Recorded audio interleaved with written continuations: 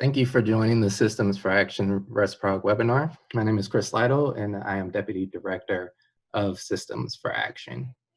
Systems for Action is a national research program of the Robert Wood Johnson Foundation.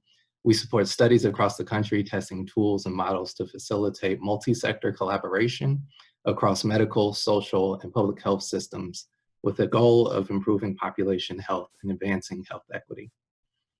Our ResProg webinar series serves as a platform for SFRA investigators to share findings at various stages of their studies and provide commentary on the potential impact of putting their findings into action. So the agenda for today, today's presenters will introduce a new study testing the effectiveness of a global all-payer payment model combined with multi-sector community health teams in improving health and social outcomes for Vermont residents. This will be followed by a brief commentary, and if you have questions, please enter them in the Q&A box at the bottom of your screen, and we'll have time for questions at the end. So our first presenter is the primary investigator of the project, Adam J. Atherley. He is director and founder of the Center for Health Services Research at the Larner College of Medicine at the University of Vermont. And to provide, to be a commentator, Mary Kay Bowman is the health services researcher for the Blueprint for Health program. And with that, I'll turn over the mic to the presenters, and they'll tell you a little bit about their new project. So this is Adam. Thank you very much, Chris. I very much appreciate the introduction and the opportunity to tell people about our work. Let me say before we get started, we're more than 5 weeks into the study. So this is obviously, we're talking about the question we're asking. I'm very interested in feedback, so if people have good ideas or any ideas, if you have ideas or questions, very welcome. I want to start by acknowledging the project team. We just have a terrific team of people working on this with me. Andrew Wilcock is a lot of them at the Center for Health Services Research and at the College of Medicine at the University of Vermont. So Andrew Wilcock is a health services researcher and a health economist at the Center for Health Services Research, and he's leading AIM 3. Sarah Nowick is also at the Center for Health Services Research, and she's leading AIM 2. Alina Vandenberg-Altenberg is here at the College of Medicine. She's leading, leading AIM 2, and Sarah's leading AIM 1. And then finally, Jan Carney is the final participant on our research team. Jan is a former Commissioner of Health in the state of Vermont for many years across many different administrations, and she's now the Associate Dean for Public Health and Health Policy at the College of Medicine. I'd also like to say we've got a lot of organizations that were very willing to work with us on this project. Mary Kate is going to talk a little bit about Blueprint for Health, and this project just is not possible without their participation and input. The Department of Health, Dr. Mark Levine, is the current Commissioner of Health, and he's been very supportive of this project and working with our center as we've been trying to look at these questions. And finally, the All-Payer ACO, which you're going to hear quite a bit about.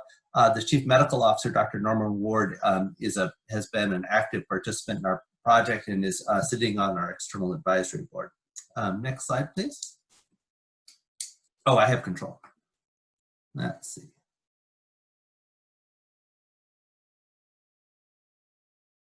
There we go. Okay, so what we're trying to do with this project is we're looking at what happens when you put a global all-payer reimbursement mechanism for healthcare teams, for healthcare, and you combine that with community health teams and who are responsible for coordinating care and service delivery. And the question is, if you create this, the correct incentives for the healthcare system to want to do coordination, and you have a mechanism in place that should facilitate that coordination, do you then get coordination? And if you get coordination, are you actually able to use that to help make people healthier, help improve health equity, and help control healthcare spending? That's ultimately the question we're trying to ask. And what I want to do is I'm going to talk a little bit about the global all-payer reimbursement. Then I'm going to tell you about the community health teams, and then that'll lead us into talking about our research questions. So start with the global all-payer reimbursement. So a little bit of background about Vermont. So this is a relatively low population and a relatively small state. There's about 626,000 people living in the state.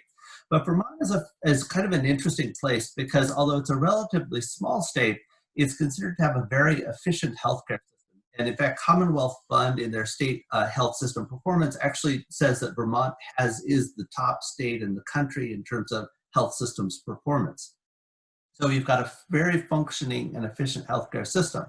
Then layered on top of that, you have a very low rate of uninsurance. So you only have about a 4% uninsurance rate in the state. So when you think about this, you've got a very high performing healthcare system, and you have essentially everybody with health insurance coverage. So you have 96% health insurance coverage. So it creates an environment which is almost ideal for trying to redesign healthcare and try to improve health. And there's been a long effort to try to improve healthcare system in Vermont. And a lot of this really was pushing towards the idea of a single payer system. So starting more than 10 years ago, the Blueprint for Health was founded, and they had a lot of different purposes, but two of the things that they did is they moved the state very early towards patient-centered medical homes. And in fact, when you look across primary care practices in the state, what you see is that there are very few primary care practices left that are not patient-centered medical homes. And then the second thing is that so that's redesigning the medical care system. And then to try to create these linkages, they started community health teams. So it was first piloted in 3 different hospital service areas paid for through capitated payments. And then in 2011, it was then expanded to all service areas and became statewide. And this was really a foundational element of the all-payer ACO model that is currently in place. So after that happened in 2011, then again, the push remained to move towards a state-level single-payer healthcare system. And so legislation was in place to start a single-payer system. And an organization called the Green Mountain Care Board was founded, and the purpose of the Green Mountain Care Board was to sort of oversee this single payer system.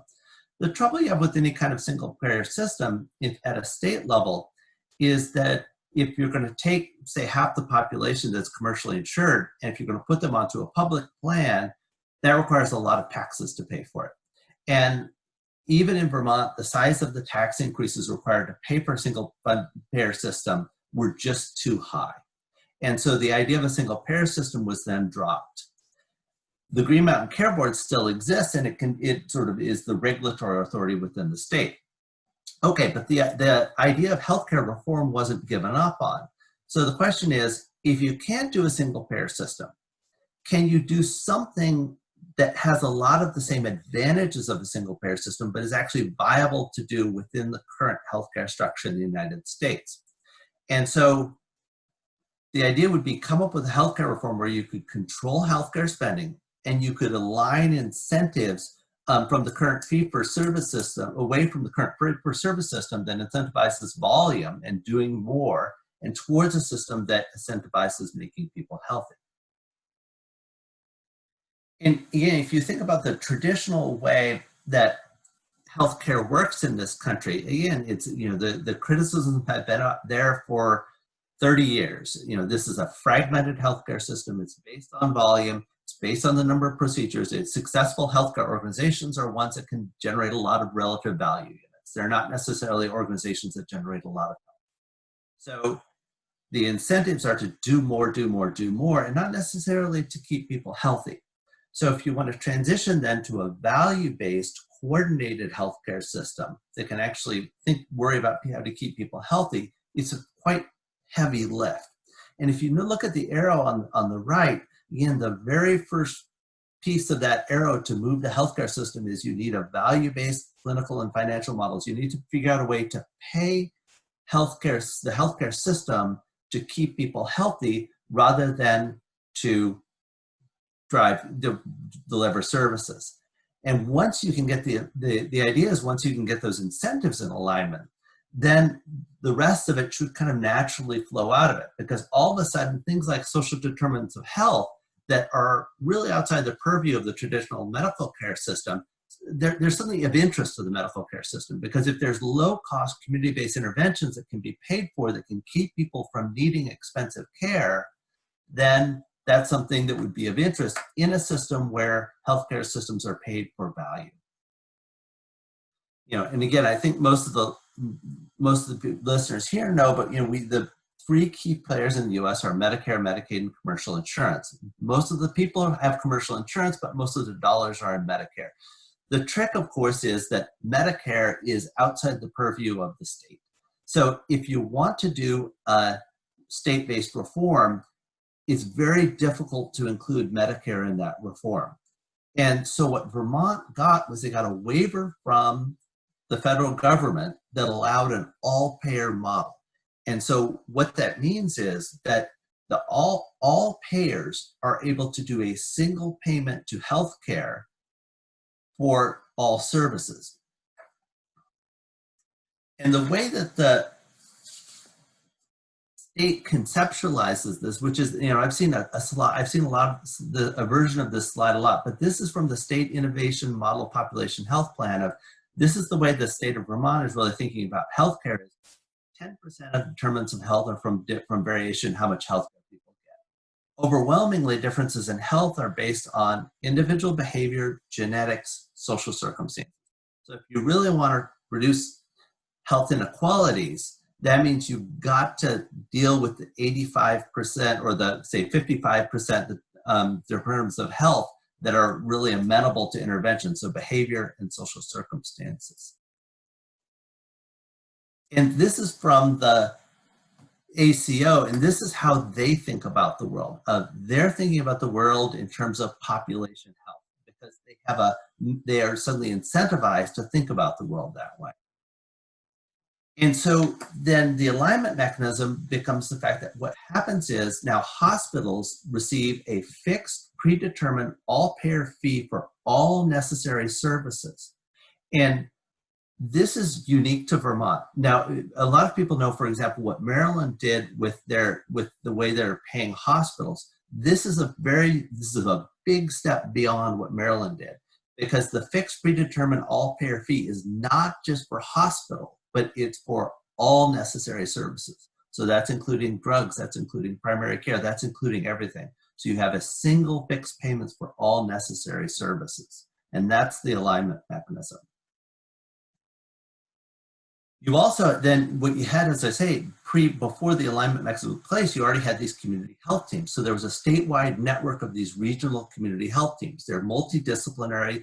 They're centered in every hospital service area. And the community health teams are intended to do a lot of different things. They're supposed to support the patient-centered medical homes. They're supposed to connect patients to community-based services. They're supposed to build learning collaboratives. They're supposed to work with medical and community providers to align statewide initiatives. And then ultimately improve the quality of services to improve people's health and well-being. This is a cutout from a Commonwealth Fund report on the community health teams in Vermont. And I'm putting this up for you to see, just to give you an idea of the scope of different kinds of services that the community health teams are intended to provide and the types of people that are in these community health teams. So the community health teams include nurses, dietitians, community health workers, social workers, substance abuse, just a really wide variety of professional expertise. And then they're asked to do all kinds of things, from managing chronic conditions to substance abuse to wellness education. So you've got this, the intention is you have these community health teams that have very broad professional expertise that are able to do a lot of different things and are sort of this link between medical care, public health, and social health, social services. The community health teams, the money to pay for the community health teams ultimately comes from Medicare, Medicaid, and commercial payers. And the way that it works is that the money comes from those three, and then it flows to the Vermont Blueprint for Health. And then Vermont Blueprint for Health then moves the money to the hospitals in each hospital service areas, who then move the money to the community health teams.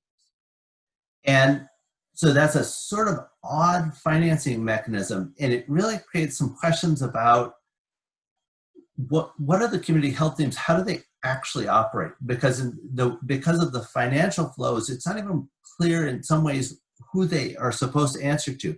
They're an absolute linchpin to the success of this model, of this really, sort of ambitious experiment to try to fundamentally realign the incentives in the state. But how they actually operate is relatively unknown. And that's what we want to find out with this study. So we really want to understand how the community health teams operate, how the incentives affect the way they operate, and whether or not they're achieving their goals. So our first aim is to look at the impact of the alignment, that global health payment, on the linkages between healthcare, social services, and public health. We want to understand how it's affecting it and how that's changing over time. The second thing is we want to dive into the community health teams, and we want to understand how community health teams decide what they're going to do. So how do they think about their priorities, and how do they think about what trade-offs they're making? And then the third aim is we want to look at the impact of these community health teams on actual outcomes. Okay, this is the conceptual model that we're using to drive our research study. The idea is that on the left side, you have the fundamental drivers of health inequality. So these are very well known, and they've been looked at by a lot of different research. So we've got things like income and economic stability, education, being a member of a marginalized or stigmatized group. There's a much longer list, but those as examples. And then we have the proximal determinants of health. So things like availability of basic needs, so food, clothing, housing, the neighborhood and the built environment you're living in, the social and the community context, and your health access. And then on the far right, we have the outcomes, so our incidence of disease, our diagnosis of disease, and ultimately our morbidity and mortality. And then at the bottom, we have health behavior. Health behavior is influenced by the fundamental drivers of health equality and the proximal social determinants of health. And it's also influenced by and influences your health outcomes. And so the idea is that the fundamental drivers of health inequality, in some cases, they may have a direct effect on your health outcomes, but they also may have indirect effects through these proximal social determinants and through different health behaviors. And really what we're looking at is, if you think about each of these arrows, a different piece of our study is really trying to understand how these different arrows work. So a little more deeper into aim one, again, we want to look at the impact of the alignment on the formal system linkages between healthcare, social services, and public health in Vermont. And the key pieces to that is we're going to identify the relevant organizations in healthcare, social services, and public health sectors that should be being linked. And then we want to figure out how they're linked. So we're going to look at financial accountability and coordination linkages between the organizations. And then we're going to assess changes in the linkages over time, qualitatively in terms of interviews, and then quantitatively in terms of network analysis. Our second aim is we want to look at how these community health teams set their priorities for social, public health, and medical services and what they should offer. So how are they thinking about these trade-offs that they're going to make between health, health equity, and healthcare spending? The scope of things that a community health team can do are just almost unlimited. And so we want to understand how in this current structure, their priorities are actually being set and how they're making their decisions. And the way we're going to do that is with what's called a discrete choice experiment survey technique. So first we're going to do some qualitative research and some focus groups among community health workers and the community health teams. And we're going to try to identify what the possibilities are. And then we're going to run a discrete choice experiment where we're going to give them opportunities for how they would prioritize different services. And then using a mixed logit models, we're going to identify the influence of different factors and understand how they prioritize, for example, spending versus health versus equity. And then the third aim is we're going to do a quantitative assessment of the effect of the community health teams and the global payment alignment on changes on health risk, health outcomes, health equity, and access to care. And so we want to look at the effect of the intervention on system outputs like health behavior, the social determinants of health, and healthcare spending. And the way we're going to do this analytically is we're going to use what's called the difference in differences model. So the picture on the right, what that's showing you is when the different initiatives were rolled out. So the community health teams began in 2011, and then there's a 2-year rollout period where it went from being a pilot program to being implemented statewide. Since 2014, the program's been going statewide. On the other hand, the global payment alignment mechanism began in 2018 and is currently going on. So what's interesting about this is that the ACO is not a requirement, actually, participation in the global payment. You couldn't do that legally. So it's really more of a carrot and stick kind of approach. So hospitals have to make the voluntary decision to participate in the program or not. And so they have the option to not participate. And so in the first year of the intervention, there was actually only had about half the hospitals in the state joining. And then since that time, since it began, we're now, as we said, in 2020, we now have 100% participation of hospitals. So what we then is we've got a pre and post period for the community health teams, and we also have a pre and post period for the global payment alignment mechanism, and the global payment alignment mechanism rolled in over time. So that allows us to do difference in difference models. Then we also can do a triple difference model where we can have some regional comparison states. So Northern New York State is very similar to Vermont in terms of demographics and access to healthcare, but of course they have neither one of these interventions, nor does New Hampshire, which is also next door, which is on the other side. So we're going to use a combination of the behavioral risk factor surveillance survey and electronic medical care record data, which we have for both Vermont and New York. And using that data, we're going to be able to get really good information on changes in health and in the population and also health behavior. We also have all payer claims database for both Vermont and New Hampshire. And so using those two data sets, then we're going to be able to look at questions like changes in healthcare spending and also some of the mortality and outcomes questions. And so what are we ultimately hoping to learn? What we want to know is if you take community health teams and you which is the sort of the right structure to try to create linkages between these different environments. And then you toss on top of those community health teams this global payment that should very much make healthcare systems want to work with community health teams, want to keep people healthy. Well, does it work the way it's intended to? So does it create the system alignment? Does it change priority setting to try to emphasize health versus healthcare spending? Does it change health and financial outcomes? And ultimately, does it improve health equity across the state? So on paper, the combination of these community health teams with the global payment mechanism is sort of an ideal alignment mechanism. But our question then is, does it actually work as it is intended to work?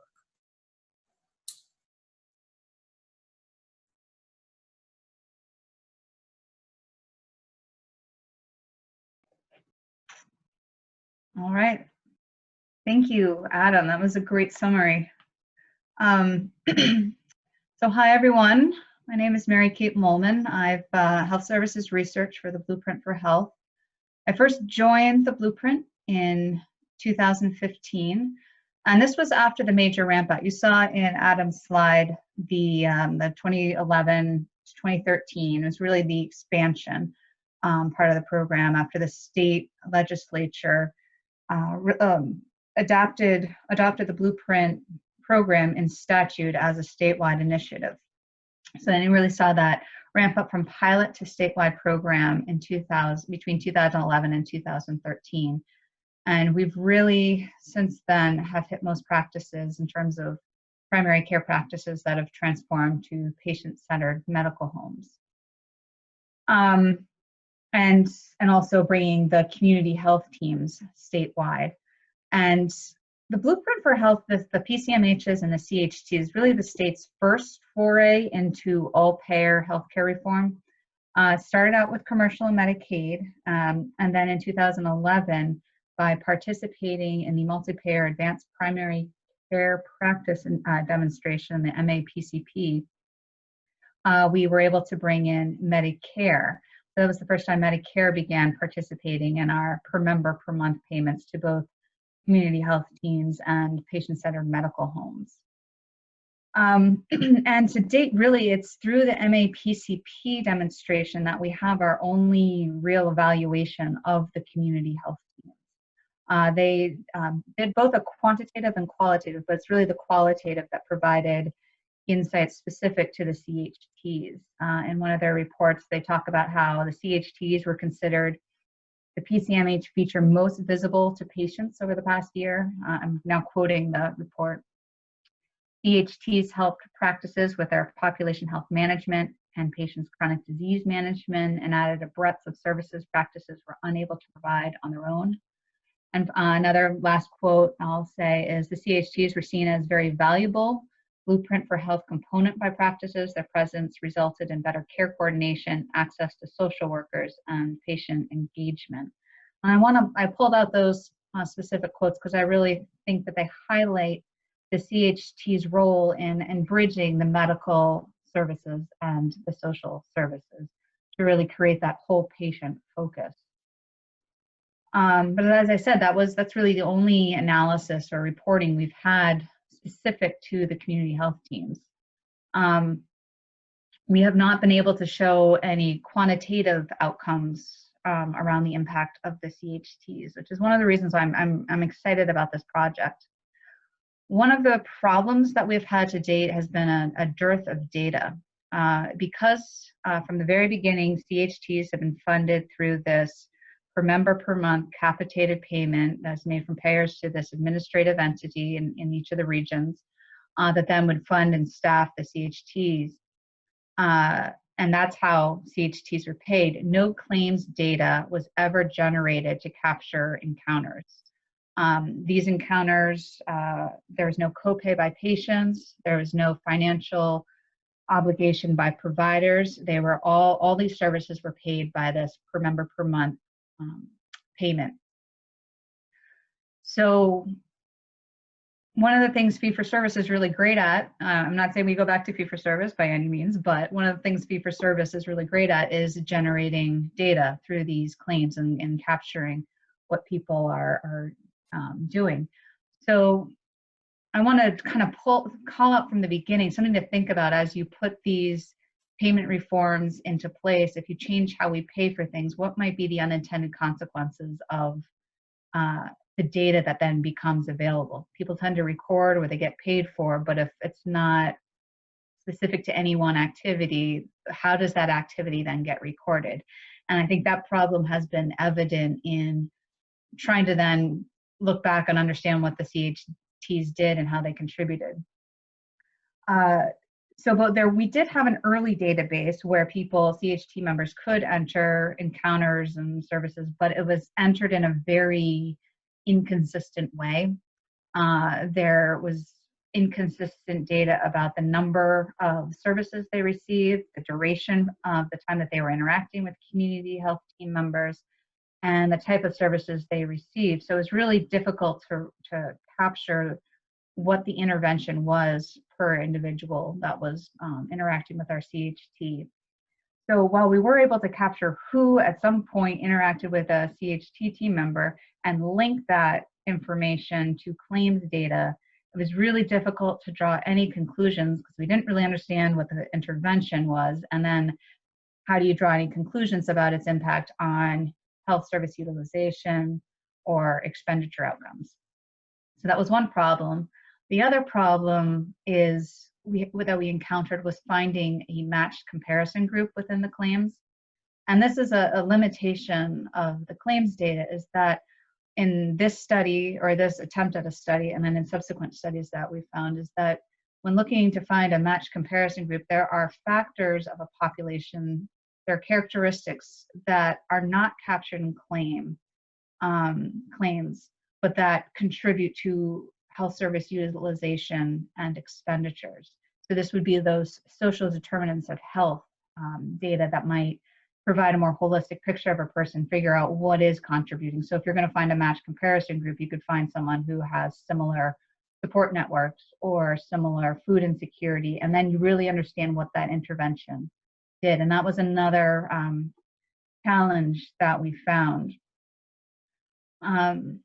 So that kind of brings me to what I'm really excited about this is I think what Dr.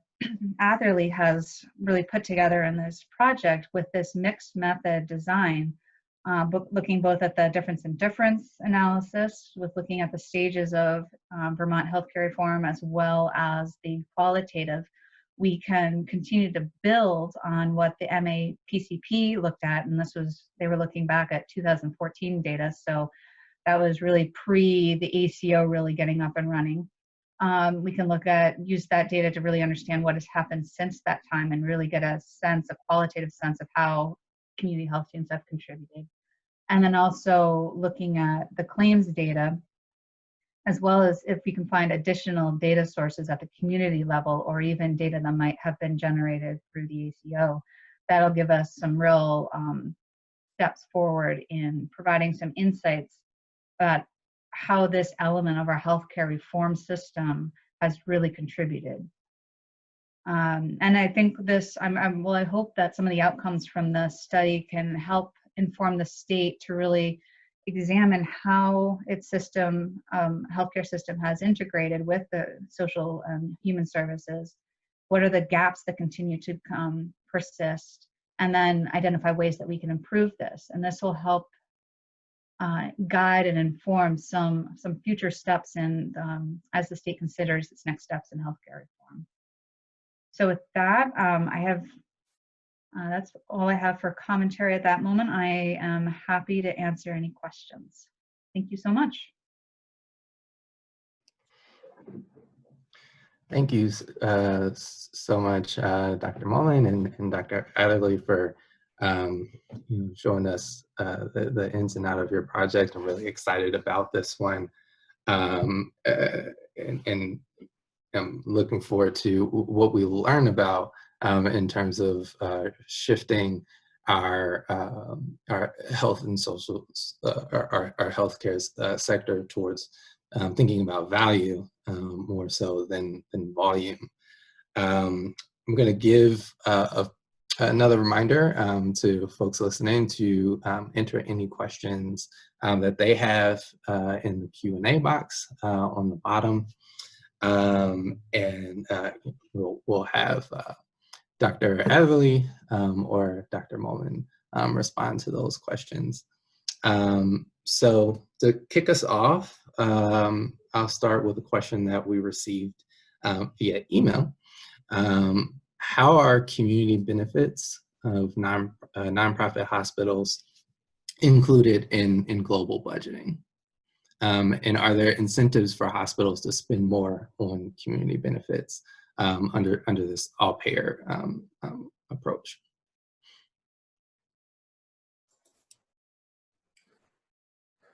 Do you want to take this, or do you want me to take this?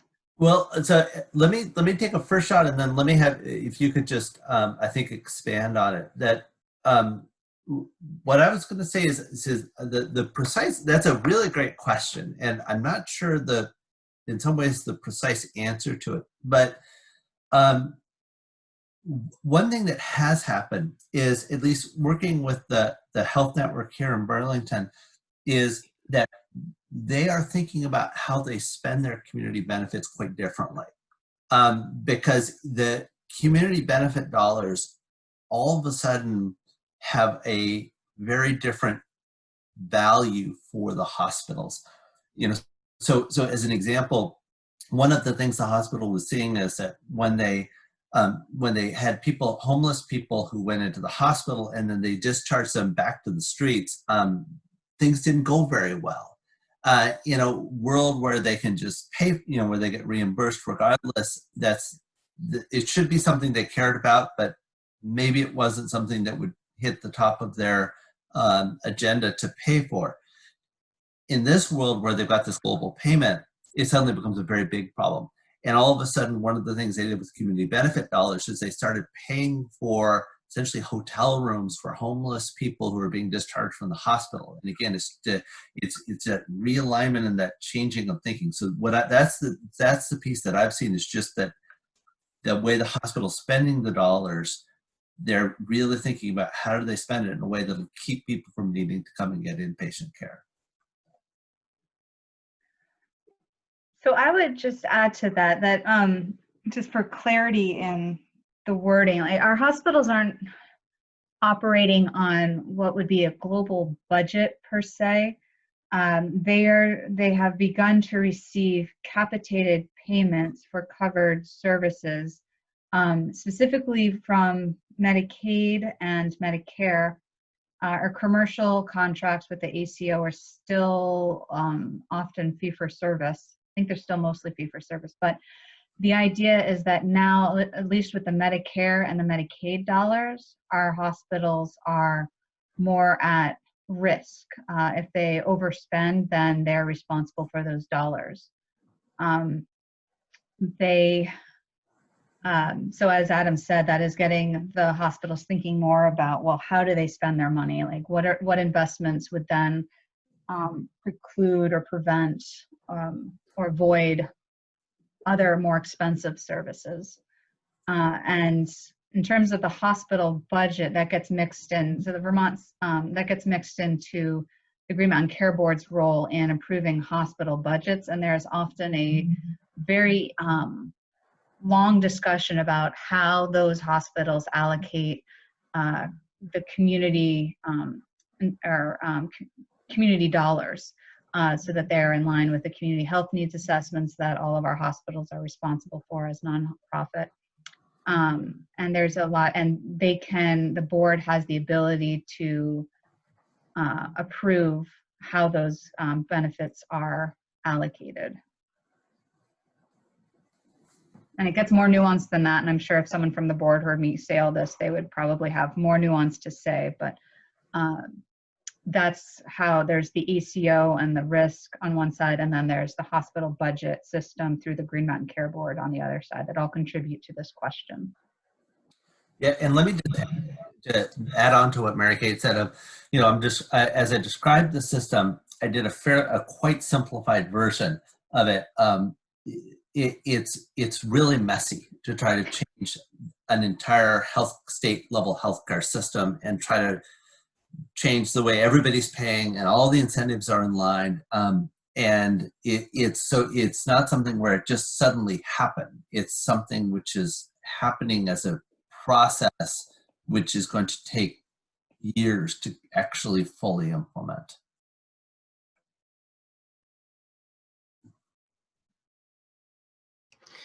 Thank you both for the response. And one thing that's coming up for me is what is the potential impacts of COVID-19 that you're seeing, that you anticipate for your study? It seems the benefit of having the community health teams kind of depends on the constellation of services available. And it seems that a lot of the services, could be greatly are experiencing a lot of pressure, downward pressure from COVID. And I'm wondering if you anticipate that having any impact on your study. And that can go to either of you.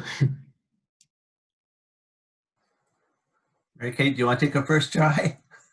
So for the payments for the community health teams, those are based on those are just per member per month payments based on attributed members. So people attributed to a patient-centered medical home, and that those are required by statute for participating commercial payers, which right now in Vermont, there are 3 major commercial payers that are participating in our, on these blueprint payments. And Medicare continues to pay the community health team per member per month dollars through the ACO, and Medicaid continues to pay its attributed. And given the uptick in Medicaid members, I'm assuming those individuals remain attributed to a patient-centered medical home, those dollars will continue to flow. So I don't see that the funding mechanism for those having an impact. When it comes to the claims, in terms of services and utilized, I think you're touching on the $1 million question: is who's getting, how are the outcomes of people with COVID? And then also for those individuals who have complex conditions, who maybe are deferring care because of the stay-at-home order and the state of emergency. That's going to be something that we're going to have to follow over the next few years, and obviously there'll be a claims lag, so we won't know till at least 6 months down the road. But Adam, in terms of how you're thinking about how to incorporate this into the specifics of the study design, I'll leave that to you. Yeah, I mean, and I think, Mary Kay, thank you for that answer. I think that's a really thoughtful way to frame it. In terms of the outcomes, but I think for quantitative analysis, I think we're going to now have an issue for the rest of our careers in terms of how you handle 2020 data. In terms of the other pieces of it, though, my gut reaction is that I think that the COVID crisis should make these community teams, community health teams, more salient to a lot of healthcare organizations. So we've been doing some work here, and about half the population had to defer care during COVID, and the issue of how you manage patients remotely has been really pretty important to a lot of particularly primary care practices. And the all-payer, the ACO has been rolling out a lot of data to practices on social determinants. So things like people who are likely to have problem getting access to their pharmaceuticals, people who are likely at risk of social isolation. So that data has already been rolled out to the primary care practices, and boy, it sure seems like community health teams would be the obvious way to try to create those linkages. And whether or not that's actually going to happen is something we'll have to ask community health teams.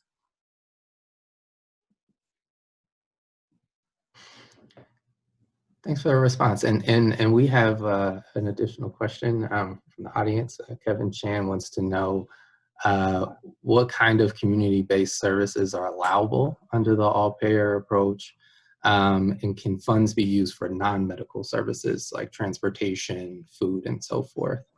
And if this is happening, is this contracted by the ACO, hospital, or other payer?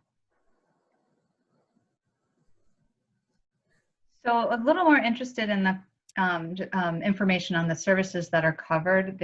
Under the ACO, all-payer ACO model agreement, the services that are covered are those that would fall under Medicare Part A and Part B services, or for Medicaid and commercial, those types of services. I want to correct Adam that pharmacy and behavioral health services are not included in those in the all-payer model agreement. We are looking at how to include those. In fact, that's one of the reports that we have due to CMS, is how do you start bringing in behavioral health services.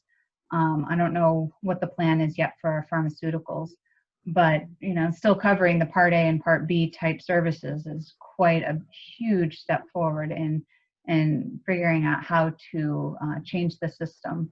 And it's definitely a big step forward from the capitated payments for just a portion of a primary care's practice income, which was what was there under the Blueprint for Health. But so those, like transportation, would not be included as part of the contracts with the ACO. And the ACO is the one that makes the contracts with each of the individual payers. And then they work with the providers, or work with the hospital, the healthcare organization, and providers to see who is willing to participate. And right now we have all of our hospital service areas participating, and then most of the practices within those communities participating in OneCare Vermont. But like Adam said earlier, and then they have contracts with the ACO. But like Adam said earlier, not all, this is all a voluntary basis. Yeah, and then I think just to clarify, what I meant was that when I said behavioral health and polypharmacy is that what the ACO is doing is they're taking the data they have and they're informing the primary care practices about which of their attributed patients are likely to have issues with those areas. They're not necessarily paying for them. They're just giving the data to the primary care practices, so the primary care practices can hopefully deal with that problem. And again, since they're, as you say, so because they're not paid for those kinds of services necessarily, that's where I think the linkages with community health teams may make a lot of sense. What the global payment though does is it gives big, to the extent that for the attributed lives, you're getting this fixed capitated rate for all necessary services. And so what it does is it just gives you a lot of flexibility in terms of how you spend your dollars.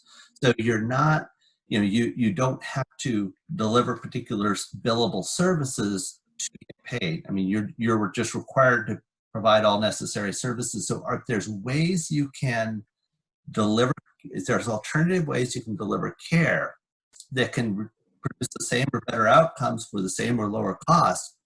Within the waiver, you're allowed to do that.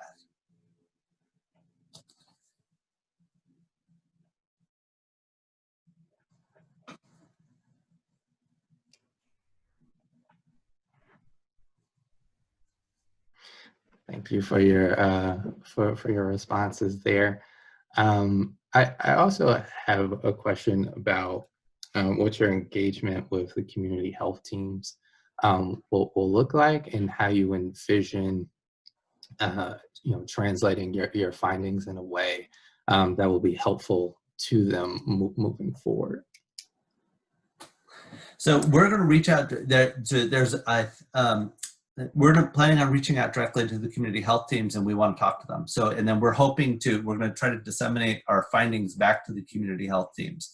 So we're going to start with interviews with the community health teams to tell them what we're doing and to help them, to have them help us understand what they're doing, what data they have available. One of the interesting things that we learned as we're writing the proposal is that at least some of the community teams actually have pretty detailed information on what sort of activities they're doing. And so again, that's going to be a process of reaching out to them and talking to them.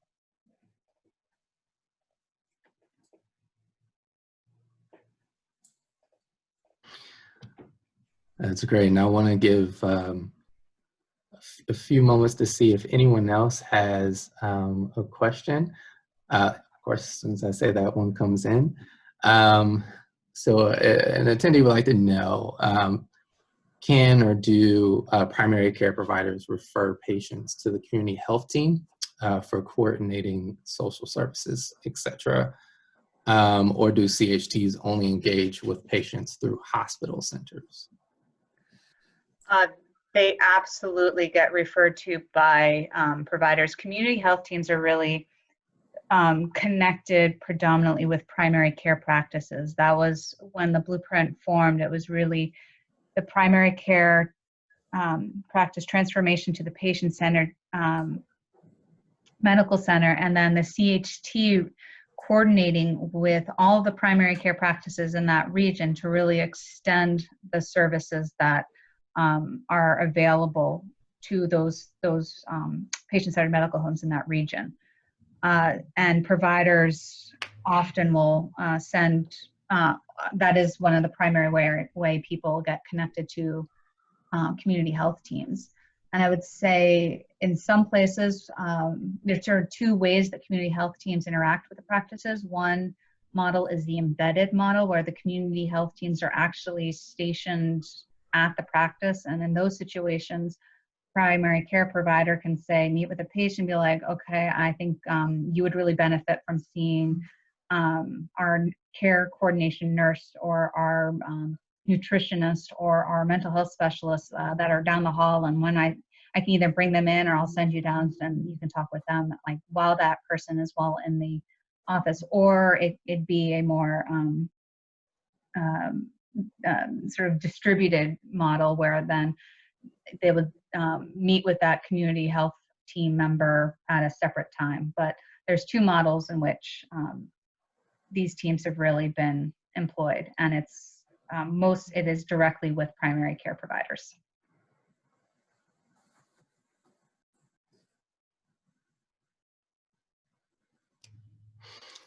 Chris, do you want me to address the online question about the outcomes of the model? Sure. So the question was, what are the outcomes in your difference models, and how are we dealing with the counter data that does not provide cost for individual claims? So we're using 3 different data sets for that. We're using the BRFIS data, which has information on behavior. We've got claims data, which has information on cost. And even for the people who are in the capitated payment rate, so we receive, for the people who are attributed to the ACO and who receive the global payment, the providers are required to generate shadow claims. So we can use that for that. And then we have electronic medical care record data for a subset of the population in both Vermont and Upper New York State, which we can use for comparisons for other variables as well.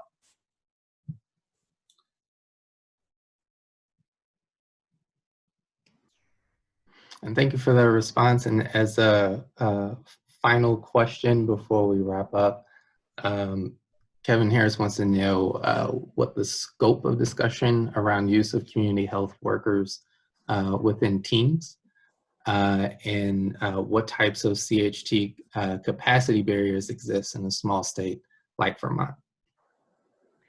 So we do have community health workers on some of the community health teams. The makeup of a community health team is really decided at the community level and based on what are the needs determined by that community. So if they need more mental health therapists, or if they need more nutritionists, or if they need more health coaches or healthcare workers or social workers, that will be decided at the local level. But community health workers are certainly a part of community health teams. And then the barriers to CHT capacity. It's the same barrier pretty much everywhere. It's money, money, money. The CHTs are funded through per member per month payments based on the number of attributed lives to the primary care or patient-centered medical homes in the state. And each payer then determines how many of their own patients are attributed to the patient-centered medical homes. And then one of the key roles that Blueprint, the central office of Blueprint plays, is figuring out then out of that total amount, how much based on the proportion of attributed lives by region, then that money then gets distributed across that the attributed lives proportionally to how many lives are in each of the health service areas. So, you know, and this is only for participating providers. If the self-insured are not required to participate, some do. But that doesn't mean that those patients are barred from receiving CHT services. So there is, I hate to use the word free rider, but that is one of, for lack of a better term, that's what I'll use, where these services are available to all patients within a practice, but only participating payers provide those payments based on those payers' attributed lives to the patient-centered medical homes.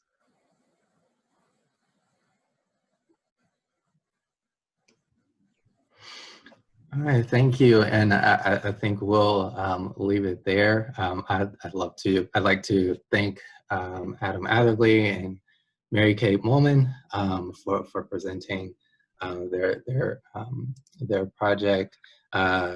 If you'd like to, we'll follow up with their information. If you have any additional questions about the effectiveness of global all-payer payment method model in the multi-sector CHT teams.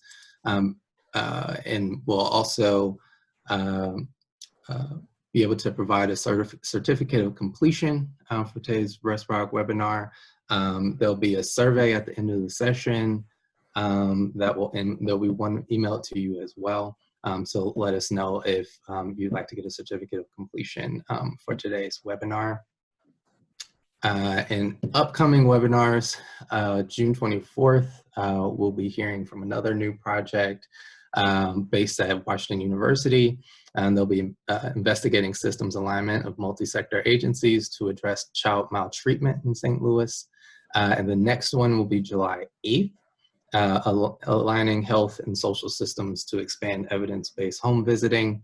That is also a new project based out of University of Colorado, right here in Denver. And we look forward to you all joining us for those as well.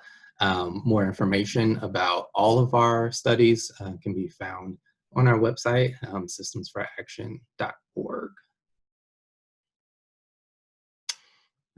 With that, we thank you for your attendance and look forward to your survey responses, and we'll see you June 24th.